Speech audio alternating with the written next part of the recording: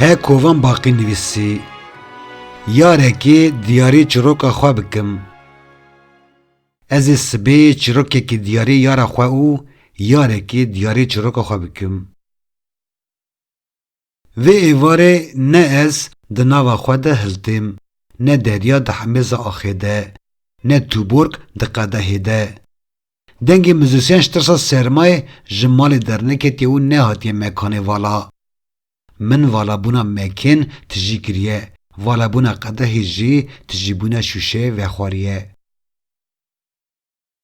Kurmê nivîsê di hundirê serê min de dixilxile, ji bo kurmê di serê xwe de birjînim, spîbûna deşta li nivîskê destê xwe yê vala dixim çenteyê, li nivîska min li malê dixew de maye û çenteyê min ê vala destê min ê valatir dike. Tillîka min bi dengê herî bilind ê ala welatê bêberê xwe dide garson û gazî dikê. Qelema xwediyê min li nivîskeke têbîniyan divê.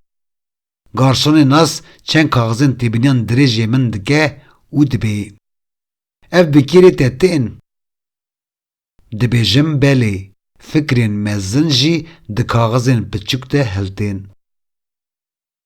Çavên garson dibin dansoz li ser maseyê.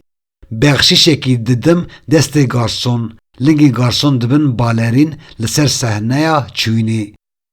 Çavên wî ji ser maseya min datin û bi lotik didin pê. Qelema min dikene li ser kaxizê. Kenê min dirije ji devê qelemê. Di pê re mîlama gotin û kelamê tê. Gava qelema garson vî kaxizê da digire, bêrîkên mişteriyan vala dibin. Gava qelema min vê kaxizê da digire, bêrîkên patron vala dimînin. Sibê roja çîrokan û dildaran e. Loma ez ê sibê çîrokekî diyarê yara xwe û yarekê diyarê çîroka xwe bikim. Şûşeya bîrayê dirijînim qedehê. Kef ji devê qedehê diherike ser mase eşqê û ez dirijim kefa destê deryayê. Di kefa destê deryayê de hilnayim. Kefa destê deryayê diderize û derya dirije hundirê qedeha bêqalibiya min. Taqeta gotinê min têrê nake da karibin bêjin. Hemû çîrokên mirovatiyê bi maçeke yara min dest pê dikin û bi nefesa yara min ji nû ve dest pê dikin. Eger hûn yeqîn nakin, werin li nivîska singa min bixwînin. Şehrazad ne yara min e helbet, lê 1002 çîrokên daristana porê yara min stûyê Şehrazad ji şûrê mirinê xelas kirine.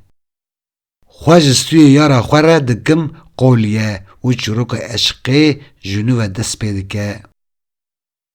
He kovan baqî nivîsî, hûn dikarin kanala Diyarname bişopînin, bibin abone, li zengilê bixin û bimînin di nava xêr û xweşiyê de. Dem baş.